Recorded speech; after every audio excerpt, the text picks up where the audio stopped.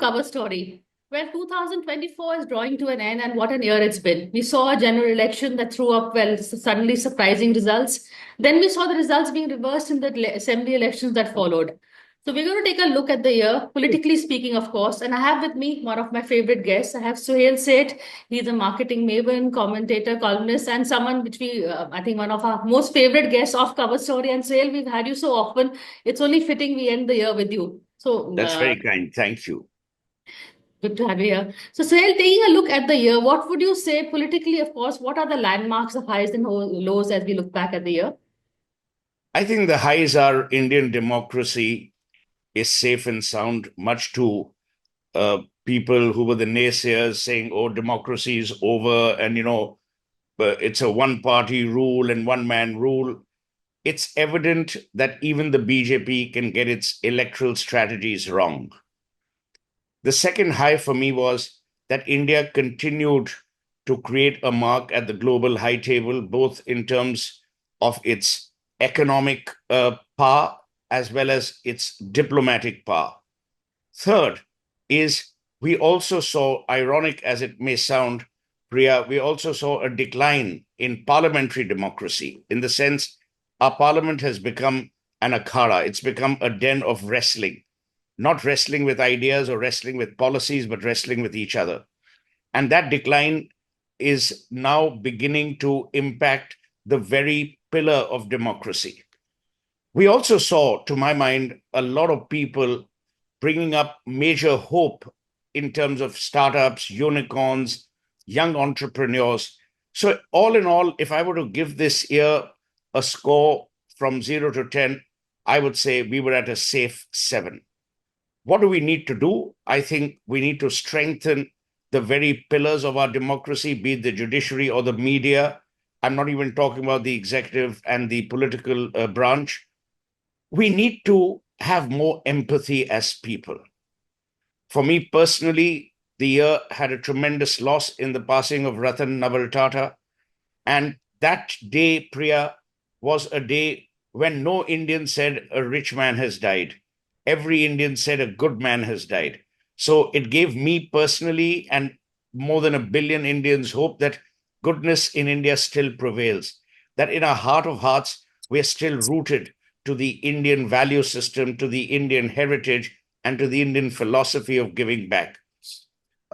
In the arts, we saw more and more OTTs becoming splendid and outdoing the traditional forms of cinema. So I would say that in sum, it's been a great year and it's a fitting start to the next.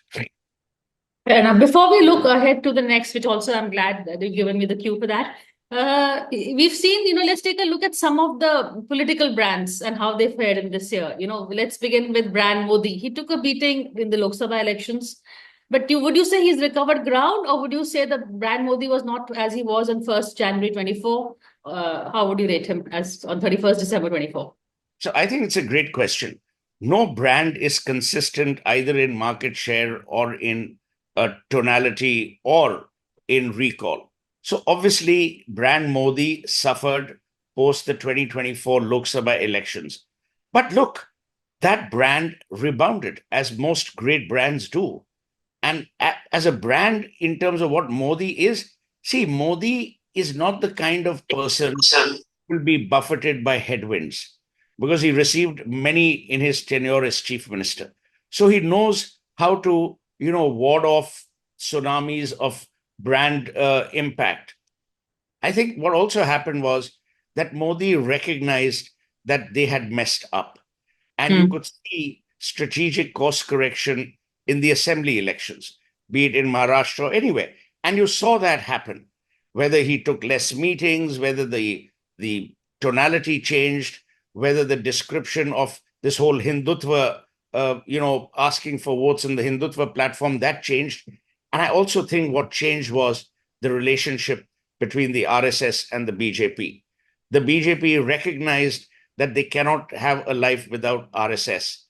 And the RSS also made it clear that if you want us to be your supporters, you've also got to toe the line in some areas where we would like the line to be towed. So that symbiotic relationship has again been formed. And that's a very clever thing for a brand to do. Sometimes brands out of ahankar or out of Hmm. ego or out of arrogance say, oh, fine, I'll do it alone. Modi realized that he needs the RSS as much as the RSS needs him. And that's what we saw in the assembly elections. The RSS came out and made sure that people went out and voted and that people cast their vote in favor of the BJP. And that, to my mind, is a great sign of maturity, both on the side of the RSS as well as on the side of the BJP. And what about the allies? Because we saw Modi going in saying BJP is whatever, but after Lok Sabha, it's more NDA than BJP also. Absolutely. But again, Priya, make it's a very interesting point you've raised. If we were to ever create a sound cloud Yeah. post the general elections and now, you will see in that sound cloud NDA appearing less and less and less. It's back to Narendra Modi. The allies that he has chosen and the allies that have chosen him are also smart. Chandrababu Naidu, for years, has played this game brilliantly. He's not interested in political power of a tenuous nature. He wants things done for his state. And you will see the way he's been bargaining, the way he's been getting things for his state is again a sign of political maturity on Chandrababu Naidu's part. Chandrababu Naidu knows that if he has to be in bed with Modi, he has to recognize that Modi will only do this much and no more. But even this much is enough to change the fortunes of the state that Naidu governs. As far as Nitish Kumar is concerned, the jury is out in terms of what he'll be able to extract. I doubt very little. I doubt if he'll be able to extract more than what he's been able to do so far. But you saw the way Chandrababu Naidu has been behaving, the way he's been acting. He's like a super CM within the pantheon of CMs. And Yes. when he comes to Delhi, all the cabinet ministers take time to meet him. They also recognize that he's a great pillar both of support and of power. And what about the India alliance and Rahul Gandhi and the opposition? I mean, we've So been looking at them for so long. I've said this on your program so often. The problem with Rahul Gandhi is consistency. The problem with Rahul Gandhi is definition. And the biggest problem with Rahul Gandhi is out of sync with what the common man wants. See, the common man is not interested anymore, in India at least, of abuse and negativity. He doesn't want that. The common man wants food on the plate. He wants law and order to be of a basic, standard, and he wants life to be treated with dignity. The problem with Rahul Gandhi is that he has misunderstood the woods for the trees. His attack on Narendra Modi, which has been consistent, and there you have to give him credit, but Hmm. that attack has morphed into an attack on whatever India stands for. All his utterances, and the BJP is smart enough to take those utterances sometimes out of context, to be fair to Rahul Gandhi. They take those utterances out of context and make him sound as a person who's anti India and anti Indian. That is something that Rahul Gandhi should worry about. Number two, the dynamics within the Congress are likely to change. I don't think they will change drastically because the Gandhis are the glue that the Congress needs. If the Gandhis were to disappear, the Congress would disintegrate. But the arrival of Priyanka Gandhi will give Yes. Rahul Gandhi support. A lot of people ask me, oh, will there be tension? No. Again, they need each other. Priyanka Gandhi will be the outreach manager in the Congress party, whereas Rahul Gandhi will be the activist who will try and enforce certain policy changes. Because Rahul Gandhi is not good with people, as has been told to us a zillion times by people who have left the Congress. Whether it was playing with his dog, who I salute him for that, instead of talking to a chief minister or giving people time, he's not that kind of person. He is an introvert. Whereas Priyanka Gandhi is adroit at reaching out to people. She's adroit at making the right moves. And her optics are far better politically than Rahul Gandhi's. So again, I think if this team gels, which it will, if this team continues to work in an organized, strategic manner, I think the Congress will continue to grow. Remember, Priya, whatever we may say or do, there are only two pan-India parties, the BJP and the Congress. The rest are all regional. And the regional parties have understood that they will go into bed with whoever is likely to ensure that they stay in power at the state level. So I don't think a Mamata Banerjee or an Omar or any of these people want power at that level because they know they won't get it. So Right. it's better to sup with the devil than try and play an angel. Fair enough. You mentioned Priyanka, which was going to be my next question, but what do you make of her debut, the way she's conducting herself in Parliament, the way she's been, her first speech, her maiden speech was on the Constitution. It wasn't something, we thought it'd be some Wayanad or women related. She went straight for the big ticket issue. What do you think of that? Because when you're a smaller brand and you have to hit a bigger brand, then you play on the turf of the big brand. So you immediately become a Goliath rather than remain a David. A, B, look at what Priyanka has done. She's barely spent, what, 5 functioning days in Parliament? And she's hogged the primetime television news cycle for all those days. Whether it was an innocuous bag, whether it was messaging, whether it was the protestations, whether it was a speech. The fact that you and I at our year-end program are discussing her means this debutante parliamentarian has had an impact, exactly what she wanted. Plus, she also comes with having been in the public eye for the last 4 to 5 years. So it's not as if she's been, silent or she's been absent or invisible. Fair enough. And in fact, her style is something I like, the way she manages the media. She makes sure that, as you said, she's in the news. Either she's speaking in Parliament, after her speech, she comes out, she gives a soundbite to the media. She begins the day with a tweet that sets the media cycle going. So she knows how to feed the media. She is her grandmother's grandchild. You said it. She knows exactly how to play the media, and the media is being played and being played brilliantly. She's more accessible and more affable than the Prime Minister. For whatever reason, the Prime Minister cannot be as accessible as she is to the media, and this Prime Minister is not known to be accessible to the Indian media. She Yes. also knows that whatever she says will carry some level of currency because she's the only person who's saying things so dramatically against Narendra Modi. I mean, other than her brother. Hmm. Plus, it's the magic of her surname. A lot of people, Priya, we might say dynasty, legacy, heritage, but people love the Gandhis. In fact, if they don't love the Gandhis or hate the Gandhis, but they're not indifferent to the Gandhis. If they were indifferent, they'd be in trouble. But whether you hate or love a brand, that's important. When you're indifferent to a brand, that's when the brand really capsizes. So she's made sure that she's relevant, she is recognizable, and she ensures that she's always in the news cycle. Very well said. My next question, Suhel, is on the. You said that democracy is thriving. That's the one thing that struck you about this year. What about the federal nature of our country? We've seen this whole concept of one nation, one election, the GST. Various things the regional parties are saying that we are in danger, especially with this Modi government. He wants to stamp us out. Do you get that feeling? So there are three things here. Number one, Mm. any prime minister who is also a politician. So Dr. Manmohan Singh was a prime minister, but he was not a politician. Any Right. prime minister who's a politician has only one job. A, to make sure that he or she remains in power. You remain in power when you have political power. You can only have political power when your opponents don't have political power. So to expect Modi to be benign and Mother Teresa like and be empathetic and compassionate is silly. His job is not only to run the country, but also to run the party. You and I both know that he's also the Karta Dharta of the BJP. Number two, please understand, India does not have a federal nature. We never did. Just because the constitution Some of mentions, all states, huh, Nick? yeah, but just because the constitution mentions it doesn't mean we have it. This is the same constitution that Ambedkar ji said would run out its course in terms of reservation. And today we are only increasing the reservation cycle.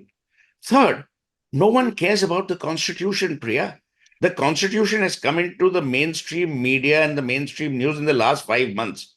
The last time it came into focus was when Modi entered the halls of parliament and said that I have only one holy book, and that's the Constitution of India.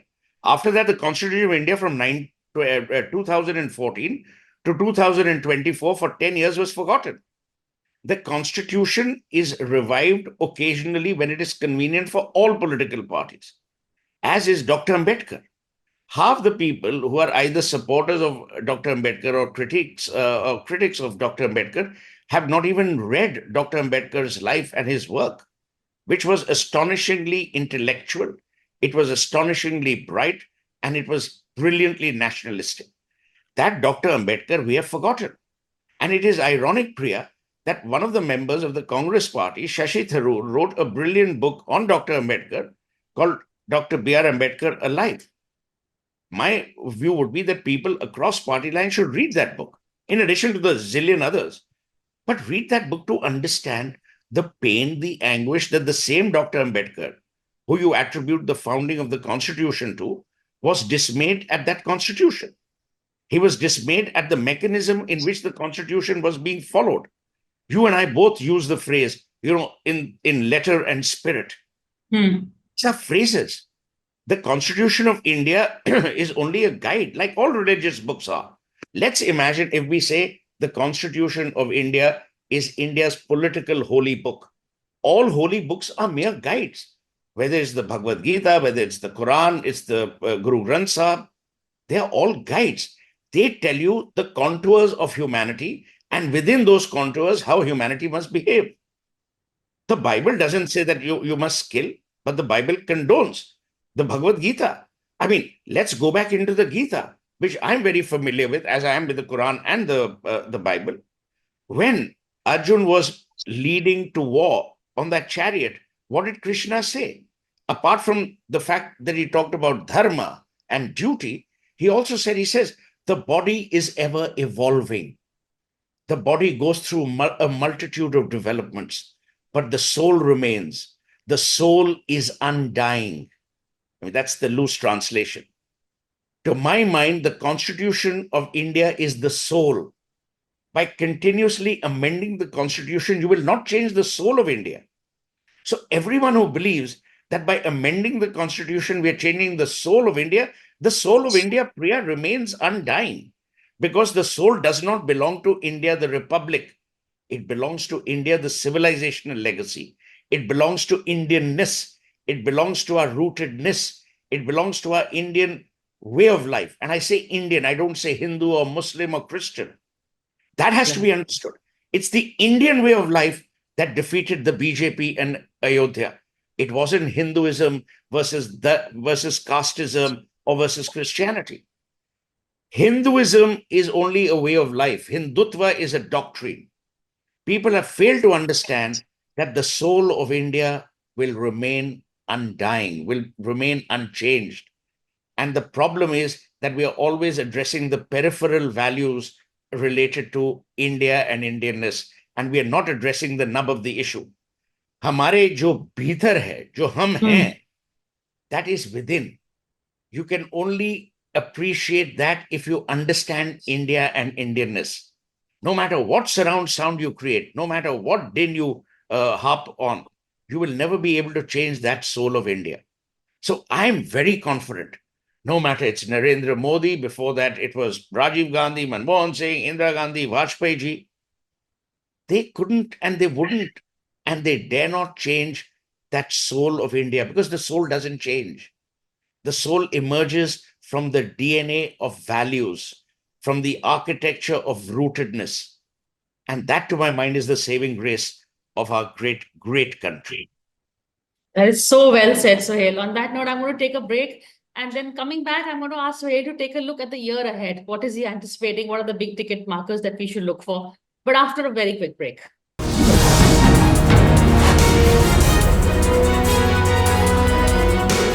Hello and welcome back to Cover Story. We're in conversation with Suhel Seth, Suhel year-ender, but I want you now to take a look ahead at the next year. One, of course, is RSS is celebrating 100 years. But beyond that, what else are the things that we should be looking for? Delhi elections, what else? I think the Delhi elections will be important. I won't say critical.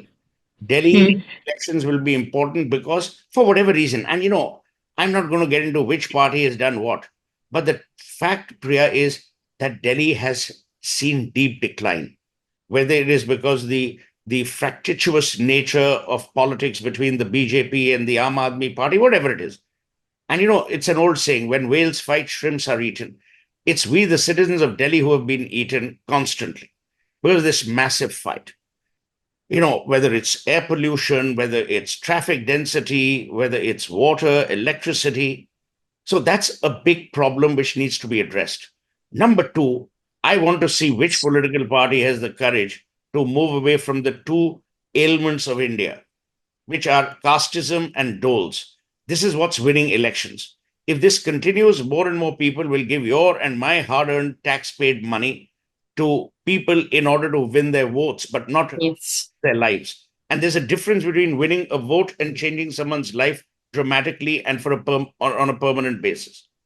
I also believe the year ahead will be interesting economically for the How? reason that Donald Trump will take office on January 20. There is going to be a global economic shakeout.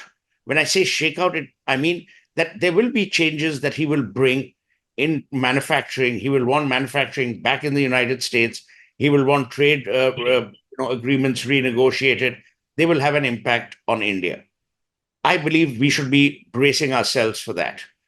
Number three, employment in India is a big issue. The MSME, revitalization is a big issue.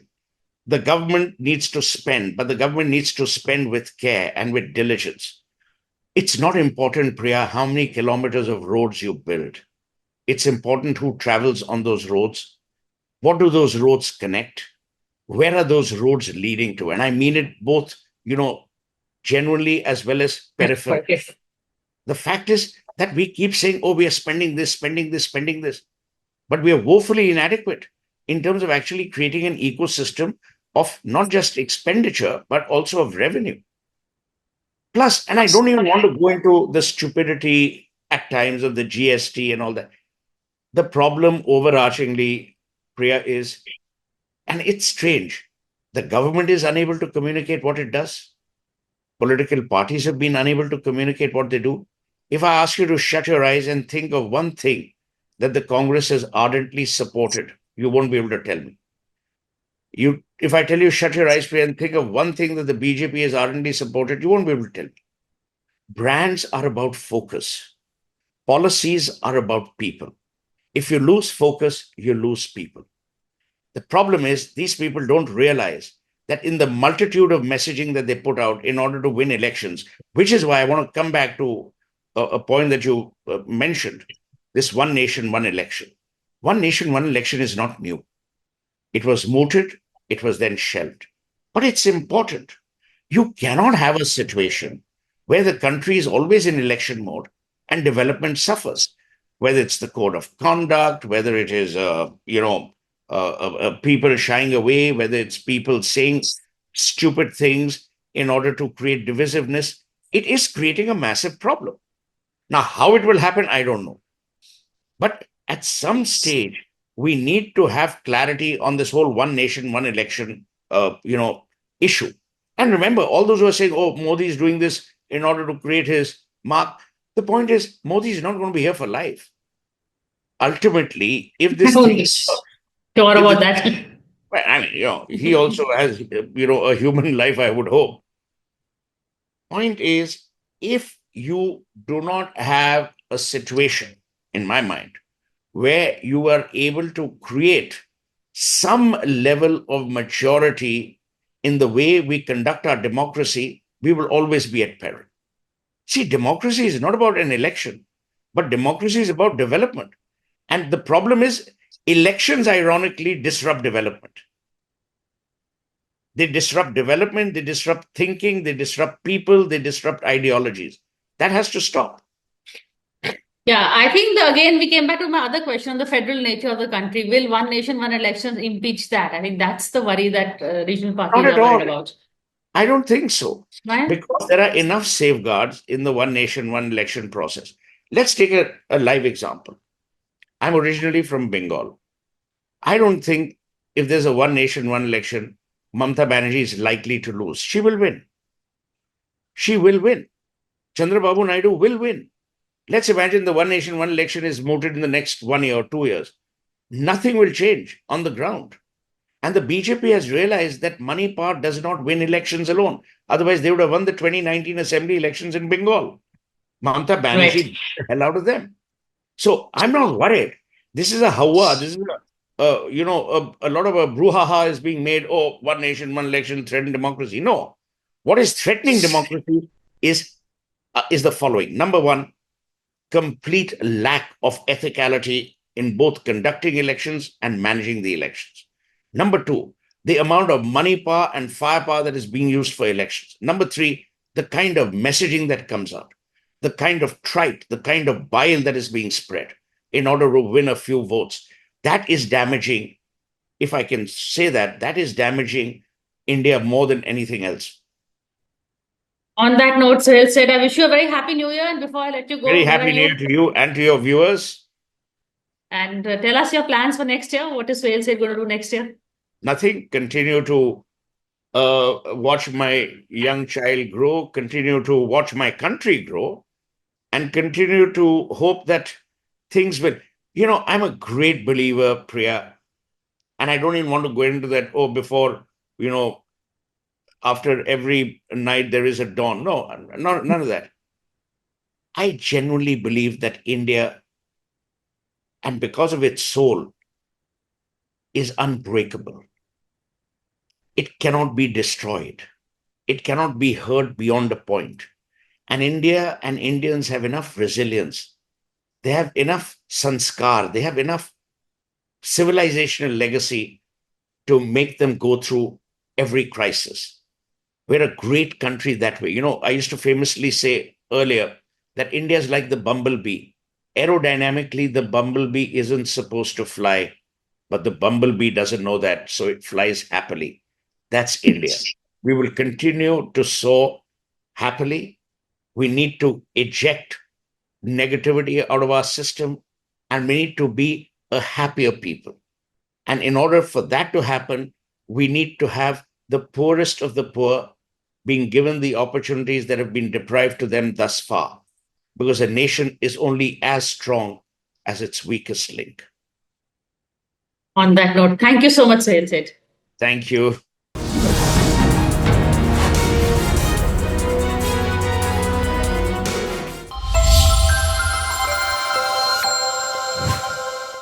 For more such videos, subscribe to the NewsX YouTube channel, hit the bell icon.